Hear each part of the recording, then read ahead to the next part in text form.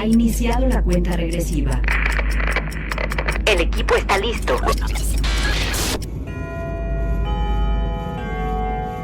Cronómetro 2020.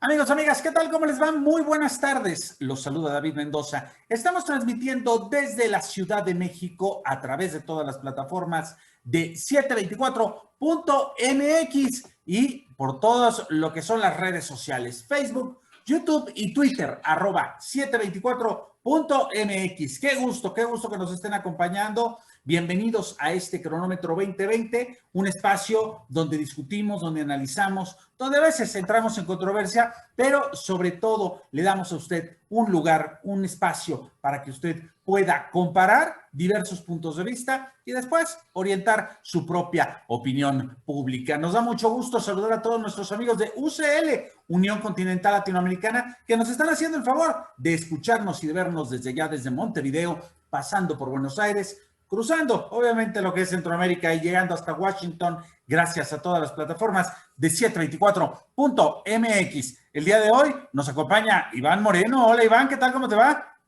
Muy bien, David, muchas gracias, muy buenas tardes a ti y a todo el auditorio que nos ve a través de 724MX, todas sus plataformas y también por Unión Continental Latinoamericana. La verdad que estamos muy contentos, David, por hacer este programa que la verdad vaya que lo amerita.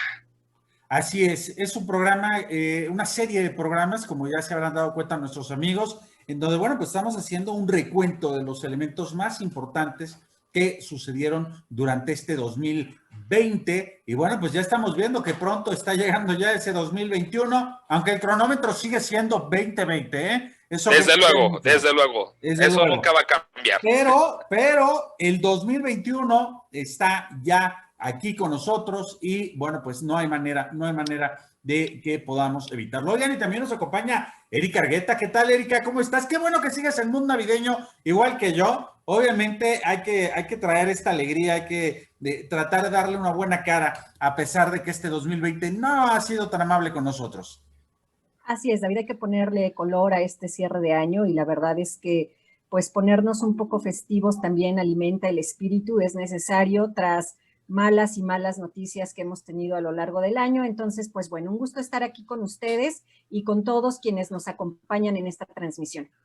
Oigan, pues creo que para poder entrar a este cronómetro del día de hoy, este cronómetro 2020, bueno, pues vamos a analizar este segundo trimestre del año, que comprende precisamente los meses de abril, mayo y junio.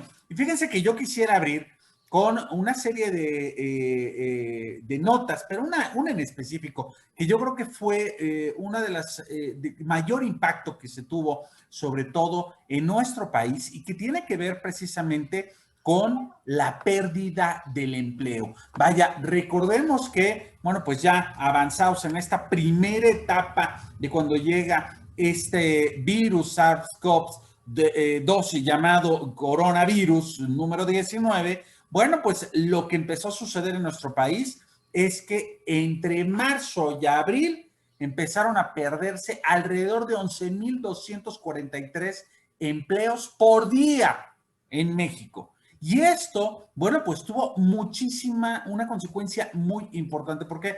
Porque de acuerdo a mediciones, por minuto se estaban perdiendo 7.8 plazas, ¿sí? De tal manera en que quebraron o cerraron alrededor de 4,300 empresas. Y por supuesto, esto significó que se dejaron, obviamente, de aportar cuotas al Instituto del Seguro Social. Obviamente, en esta etapa, en abril, es cuando hay una mayor cantidad de empleos que se pierden. Aproximadamente la cifra, pues, reportada en el último mes había sido de 550,247 empleos. Y esto, bueno, pues empieza ya a ahorcar, por así decirlo, a las personas que se van quedando obviamente ante una situación donde la empresa tiene que recortar personal, donde las empresas obviamente ya no pueden salir con una posibilidad de mantener la nómina, y bueno, pues esto empieza a tener un daño, sobre todo en el mercado laboral mexicano. Vaya situación en este sentido, una de las notas yo creo que más dolorosas que vimos allá por abril de este año. Fíjate, David, que en este sentido, en esta revisión histórica, periodística que realizamos para este trimestre, precisamente ya para el mes de abril, hacia la primer quincena, ya se reportaba que se había incrementado hasta en un 53% el retiro de las cuentas de ahorro para el retiro de las llamadas Afores aquí en México. Recuerda que este sistema, de alguna manera, viene del sistema chileno de pensiones, que es ahí donde comienza toda esta figura de ahorro para el retiro, y ya no tanto verlo de lo de una pensión, sino que ya sea responsabilidad del trabajador el hacer este ahorro, al generar este fondo con aportación también patronal. Y pues aquí en México, porque recordemos que hasta este año en Chile, hacia mediados de año, que ya eso ya lo hablaremos en un siguiente programa, pues se permitió una reforma constitucional que permitió que los chilenos accedieran a estos recursos, que hicieran estos retiros. Aquí en México ya se hacía desde hace algunos años, se viene haciendo desde hace algunos años, pero por primera vez los retiros llegaron a un 53% debido a este desempleo, y también es en este mes donde empezamos a observar una repercusión económica muy interesante, pero también no tenemos noticia por parte del Instituto Mexicano del Seguro Social, que es una de las entidades que más o menos tiene que ver con lo de las Afores, porque es la que organiza en parte junto con otras dependencias, hay que señalarlo, pero sí todo esto que es la seguridad social, y tiene que ver con la parte patronal, con la seguridad social, que implica cuestiones de salud, educación, cultura, desarrollo físico, desarrollo social, desarrollo humano en general, ¿sí? Y esta dependencia no hace mención alguna de esta situación, porque en este momento, en el mes de abril de 2020, todo estaba enfocado precisamente hacia lo que es la pandemia, lo que es el SARS-CoV-2 o el coronavirus, el COVID-19, y estábamos en ese momento observando que ya no había camas, ya no, los hospitales estaban colapsándose en ese instante, estaba anunciándose la fase 3, y en esta circunstancia, en confinamiento, ya tenemos una situación de cierre económico, y además empresas que no pueden soportar y no pueden pagar y no pueden tampoco reducir el salario, como sí muchas empresas comenzaron a hacer ante esta situación, David. Verdaderamente sí fue una noticia muy triste, de muchas que tuvimos durante la primera quincena de abril. Dramático, Eri Argueta. No te escuchamos, Eri, parece que tu micrófono... Ahí estás, Eri. Tengo problemas con el audio. Bueno, sí, me parece que ya el segundo trimestre del año, bueno, pues marcaba una clara tendencia al sufrimiento de las economías, no solo de México, sino a nivel mundial, ¿no? Aquí hay algunos fenómenos interesantes, porque ya habíamos entrado en esta fase de confinamiento, donde más allá de la sana distancia, que fue la campaña que empezó a promover el gobierno mexicano, pues más bien estábamos adentrados en una situación de pues incertidumbre, ¿no? Donde empezó la pandemia, que fue China, pues bueno, en ese segundo trimestre del año ellos ya hablaban de recuperación económica, cuando por lo menos la mitad de la humanidad estaba entrando en fase de confinamiento total, ¿no? Ya hablábamos de que estas cifras pues son, pues vamos, pues muy fuertes, ¿no? Decir que la mitad de los seres humanos pues tuvieron que dejar sus centros laborales, dejaron de producir como se solía producir hasta finales del 2019, pues entonces estaríamos hablando de implicaciones económicas pues muy evidentes, ¿no? México pues obviamente no era la excepción, y en ese segundo trimestre del año ya el INEGI reportaba pues una contracción pues significativa del Producto Interno Bruto de nuestro país. Reportó una caída histórica, ¿no? Hablábamos alrededor del 18.7, casi el 19% de la caída de este Producto Interno Bruto, y la verdad es que decirlo así, pues ya sabemos de todas las implicaciones que tiene. Una de ellas, evidentemente, era el empleo, ¿no? Y la verdad es que hablar de la formalidad o la informalidad del empleo en nuestro país, pues bueno, todavía a estas alturas del año estamos viendo pues las consecuencias. Es una situación difícil que ya pintaba así desde esos días. Dos elementos que yo creo que marcan muy bien lo que está diciendo tanto Iván como lo que tú estás remarcando también, Erika, y hacen énfasis en esta situación. Uno, la pandemia, recordemos que los primeros casos en Wuhan, allá en China, se dieron a finales del año 2019. Para 2020 ya había manera en la cual, bueno, pues los gobiernos pues ya deberían haberse preparado para ver cómo esto iba cada vez como extendiéndose de una manera que fue verdaderamente muy rápida. Recordemos que los primeros casos que se dan en marzo en México, ¿sí? Y que provocan efectivamente que, bueno, pues empiecen a soltar las alertas, hacen que durante este mes de abril, bueno, pues el gobierno haya perdido tiempo valioso. Recordemos estos mensajes contradictorios que vinieron desde la presidencia, ¿sí? Abrácense, sigan yendo al tianguis, no pasa nada, esto es en realidad algo que va a ser muy pasajero. David, es que todo esto se veía bastante lejano, te lo digo porque precisamente hacia finales de febrero e inicios de marzo todavía no teníamos contagios aquí en México. En las últimas, por ahí del día, estamos hablando de entre el día 20 y día 30.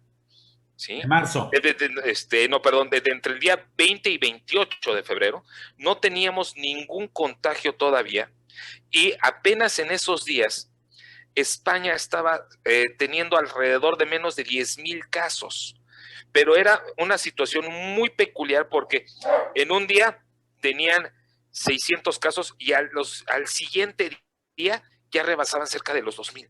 Así es. Entonces, todo ese tipo de información que cuando viene a México, cuando brinca a México, ya en los primeros días de marzo, tenemos conocimiento de los primeros pacientes, que eran 4 en el norte del país, que, si no mal recuerdo, 2 estuvieron en Italia y 1 tuvo un vuelo de conexión en donde venían pasajeros de Oriente, de China, ¿sí?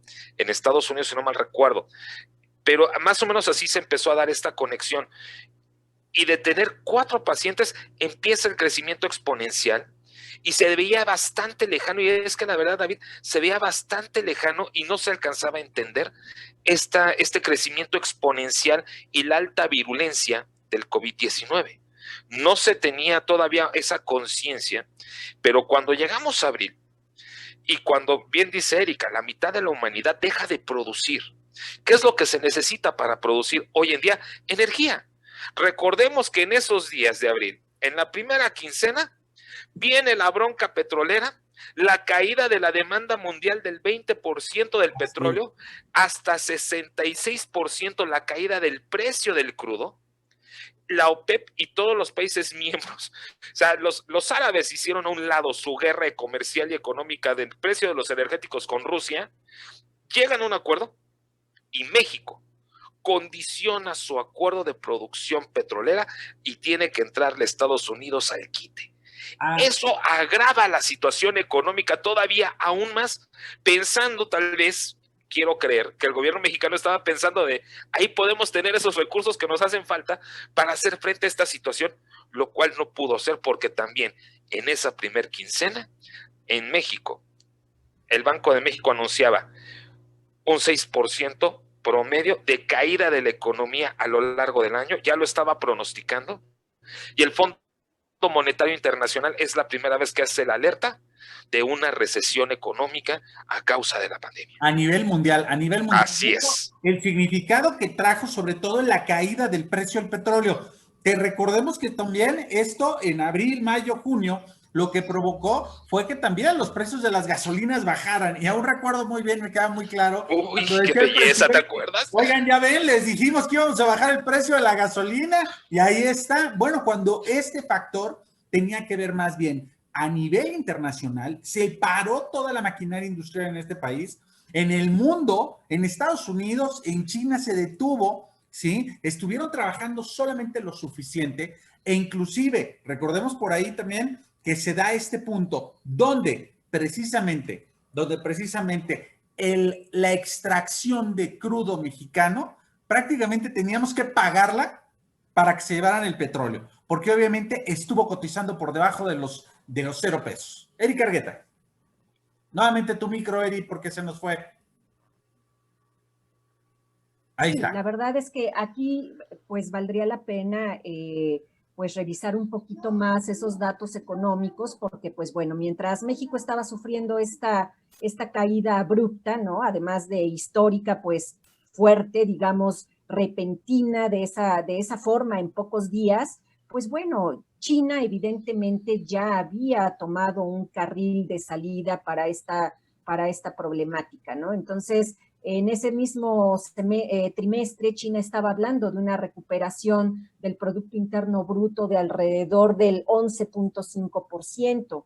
Ellos empezaron nuevamente a producir, la industria reabrió, se reactivó. Entonces, bueno, estamos hablando de que el panorama internacional, pues evidentemente dibujaba escenarios ya muy diferenciados para los países. Europa estaba sumiéndose también en una profunda crisis que, bueno, fueron manejando de una manera, digamos, distinta a lo que ha sucedido en nuestro país, por las razones históricas que todos, pues, de alguna manera hemos conocido, ¿no? Pero datos interesantes de esos días son que, pues, en México la situación empezó a complicarse aún más y, pues, bueno, hacia finales de mayo ya estábamos hablando efectivamente de una crisis, pues, de empleo lo suficientemente grande como para ponernos a pensar en que hacia la segunda mitad del año la situación sería bastante complicada. Aún hoy, digo, estamos terminando el año y la verdad es que la economía en nuestro país está, pues, dando pasos sufridos, ¿no? Estamos en una situación compleja. Fíjate que, Erika, que en aquellos días, y como bien lo mencionaba David, empezaban a bajar el precio de las gasolinas. Y siempre que hemos nosotros observado que incrementan las gasolinas, incrementan los precios de todos los productos de la canasta básica. Esa fue la primera vez que vimos que bajaba el precio de los combustibles, pero no los de la canasta básica. Claro. Entonces, aquí, de alguna manera, estábamos comenzando a echar mano de todos esos, ahora sí que de todo lo guardadito que teníamos, pero además las cosechas apenas se estaban sembrando, en muchos casos. Entonces, lo que fue conseguir alimentos, conseguir medicamentos y después también en el propio mes de abril, el llamado, o sea, antes del llamado del Papa, lo que hace el presidente de los Estados Unidos, Donald Trump, que señala y critica duramente a la Organización Mundial de la Salud, argumentando que ellos tal vez tuvieran conocimiento de esta circunstancia, que no hace nada, sí, que ya lo sabían. Pues sí, la Organización Mundial de la Salud lo supo en la primera quincena de diciembre de 2019, porque el día 11 es cuando se da la señal de alerta. Hay un virus que está suelto y no sabemos qué está ocurriendo. Y curiosamente, ya para el primer trimestre, para el segundo trimestre de este año, China pues no había terminado de hacer una contención de la enfermedad, pero sí ya la tenía muy focalizada. Todas las personas estaban completamente aisladas y eso de alguna manera le permitió reactivar su economía. Así es. Pero en esos momentos drásticas. Así es. Muy drásticas. ¿Recordarás lo que ocurrió con los pasajeros del crucero en Japón 1 o 2 meses antes? Claro, claro. Y que después en Japón, ya en la isla, la situación empezó a agudizarse y llegó un momento en que ellos tuvieron que poner normas demasiado estrictas, tanto en cuestión de viajes, salidas, confinamiento social, convivencia, y fueron una cuestión muy complicada también para ellos, no nada más para nosotros, para todo el mundo, pero hubo países en esos días. Italia era el país más golpeado por la pandemia en Europa. Francia estaba los videos que mandaban, Iván, tanto de España como de Italia, donde las personas estaban obviamente apiladas en los pasillos de los hospitales, donde obviamente poco a poco las personas, estas imágenes dramáticas donde las personas mayores se despedían a través de teléfonos celulares, a través de tabletas de sus familiares, porque precisamente, bueno, pues las condiciones habían llegado de tal manera y en tal magnitud que no había mucho que hacer. Y no había dinero que alcanzara para la subsistencia, para comprar medicamentos o quizás para acceder a un sistema de salud privado. Oye, Iván, los famosos respiradores. No había respiradores. No había respiradores. Es más, México, recordarás, le había vendido a China materiales médicos y después China tuvo que hacer, o sea, utilizó los nuestros, hizo los propios y además hizo producción para vendernos a nosotros nuevamente materiales que nosotros éramos autosuficientes hasta el mes de febrero. Así es. Ya para marzo empezamos a ver que no éramos autosuficientes en ese aspecto y empezamos a observar cómo el virus empezó a manchar el mapa interactivo que la Universidad Johns Hopkins diseñó, y entonces empezamos a ver realmente la magnitud de la enfermedad. El avance de la pandemia. El avance de la enfermedad, pero la situación que empezamos a vivir económicamente, socialmente, empezó a poner en jaque a varias naciones. México no es la excepción. Dos cosas, Iván, antes de que pierda la idea. Justo estamos en abril, mayo. Yo recuerdo mucho todos los medios de comunicación decían, oigan, va a ser crucial los primeros días de mayo, por favor. No hay que celebrar el Día de las Madres por primera vez. No, espérate, recuerda que en abril dijeron probablemente para el 10 de mayo se levanta el confinamiento. No, Iván, estaban pensando que el pico más grande iba a llegar antes de los 10 de mayo. Y decían que para contenerlo en su totalidad teníamos que evitar celebrar el 10 de mayo, hacer las grandes comidas, hacer las grandes concentraciones, y entonces todo el mundo estuvo poniendo la fecha de mayo. Inclusive por ahí había quien decía el 19 de mayo. Este día es entre el 8 y el 19 de mayo, son los días en los cuales justo lo que tenemos que hacer es ubicar, ¿sí?, este virus, no salir para que entonces lo podamos contener.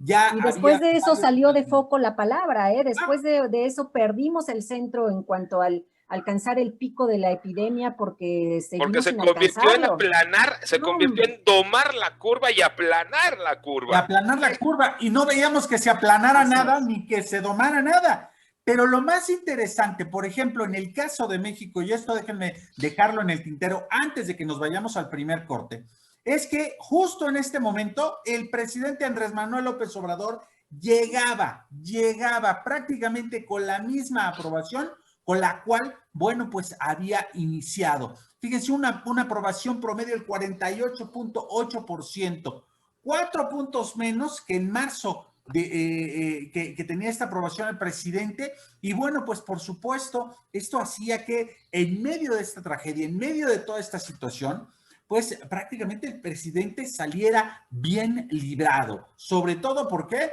Porque fíjense, entre profesionales, sectores informales, freelance, servidores públicos, campesinos, todos estaban aprobando la actividad, obviamente, del presidente. Obviamente quienes no lo apoyaban, desempleados, empresarios, algunos estudiantes, profesionistas y jubilados. Sin embargo, bueno, pues lo que vemos entre abril y mayo, el presidente López Obrador realmente le va bastante bien, sobre todo por las características, obviamente, las giras que realiza en Tabasco, en Tlaxcala, en Campeche, en Oaxaca, y esto precisamente, bueno, pues hace que la idea de que el presidente López Obrador está haciendo algo muy importante y que tiene una relevancia, sobre todo a la mitad o prácticamente en este inicio de lo que es la pandemia, llama muchísimo la atención. Amigos, amigas, vamos a hacer un pequeño corte. Estamos aquí en Cronómetro 2020, no 2021, 21 ya se nos vienen, ya está aquí. Está cerca. Ya viene aquí, se acerca,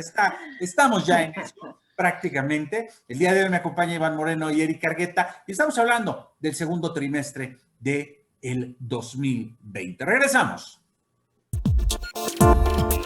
Redes sociales, Twitter, Facebook, Instagram, todo en un solo lugar.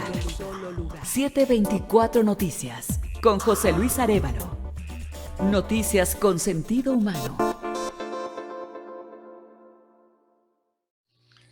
Vaya situación, Erika Argueta. Aprobación del presidente López Obrador, que déjame decirte que está centrado sobre todo, yo creo, en la personalidad del presidente López Obrador. Así es. Está centrado no necesariamente en los resultados de su gobierno, sino que el presidente sigue teniendo un gran arrastre popular por él mismo y él sabe perfectamente cómo vender su imagen, cómo vender su discurso. Esto es muy significativo, Erika Argueta. Es muy significativo, David, y pues bueno, digamos que esto lo convierte en una figura muy peculiar en el contexto internacional. No muchos de los líderes en este mundo gozan de esta popularidad, pues digamos, pues de manera tan incondicional, ¿no? Es una situación que llama mucho la atención, sobre todo en medio de una situación tan crítica como la que hemos vivido, porque se han dado sucesos de enorme importancia en nuestro país a lo largo del año, y la verdad es que sí llama mucho la atención este hecho, ¿no? Hemos sido testigos de muchas situaciones que se han desenvuelto a lo largo de los meses, empezando por movimientos sociales que tienen que ver con el empleo, con la industria, en fin, con la educación. Hemos visto diferentes expresiones, incluso en la cultura, ¿no? Que a todas luces dejarían ver que hay ahí un cierto malestar, pero que no termina de fraguarse porque, pues bueno, como bien dices tú, hay ahí una preponderante manera de, vamos, dirigir los afectos hacia el presidente, ¿no? Entonces esto, pues la verdad es que tampoco digamos que es, pues vamos, un escenario completamente benéfico para nuestro país, porque hay muchos temas que no han sido resueltos y que han tomado un curso, digamos, bastante, pues, inesperado para ciertos casos, y pues tendríamos que estar pensando en otro tipo de escenarios. No quisiera ser más específica en alguno de ellos, porque la verdad es que tenemos un panorama pues bastante complejo en este momento, ¿no? Pero para los días en los que estamos revisando, pues bueno, a finales de abril ya estábamos hablando de pues cambios muy importantes en las cifras de los contagios por la epidemia, y entonces ya empezaba a cuestionarse qué es lo que se estaba haciendo alrededor de este tema, pues para no caer en una situación fuera de control, ¿no?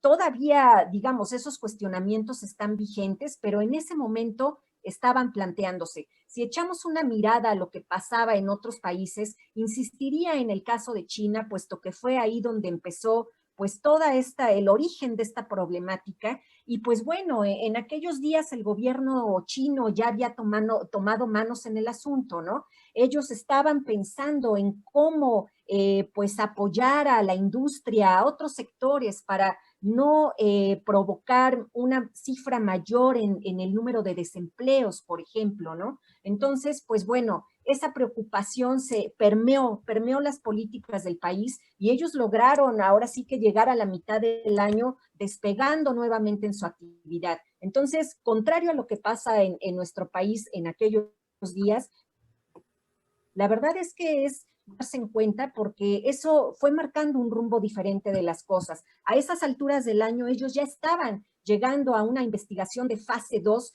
en el desarrollo de las vacunas. ¿De qué estamos hablando entonces?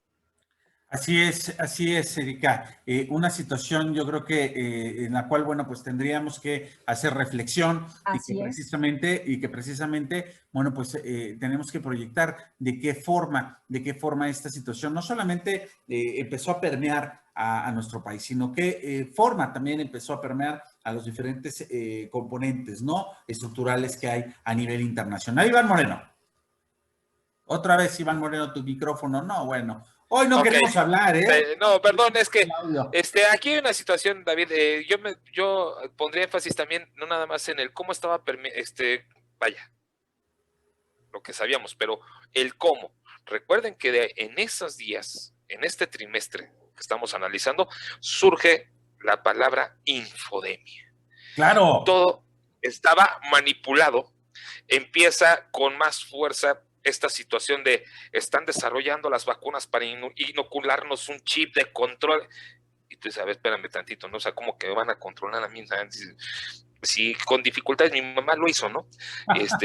Entonces, mi pregunta era, ¿de qué estamos hablando? Porque no sabíamos nada, sabíamos muy poco. Lo único que sabíamos que era un virus altamente virulento, realmente un virus con una letalidad muy baja, realmente es un virus de una letalidad muy baja, porque si hoy vemos las cifras a un año de que surge esta enfermedad, sí son 77 millones de personas enfermas, menos 2 millones de personas que han fallecido, sí, pero quisiera yo decir que no son 77 millones de personas enfermas, son 77 casos los que se han registrado hasta el momento. Hay muchas personas que sí se han recuperado, pero también todavía no tenemos un enfoque real de cuáles son los problemas que causa la salud. Pero lo que sí podemos medir es cómo llegamos todas las naciones a este fin de año. Y en ese momento, precisamente en este segundo trimestre de 2020 que estamos analizando, las cosas no pintaban bien, nadie sabía nada, había mucha manipulación de la información, muchos mensajes contradictorios por parte del gobierno, demasiadas pifias, y todavía las manifestaciones y expresiones sociales que se estaban generando en ese momento.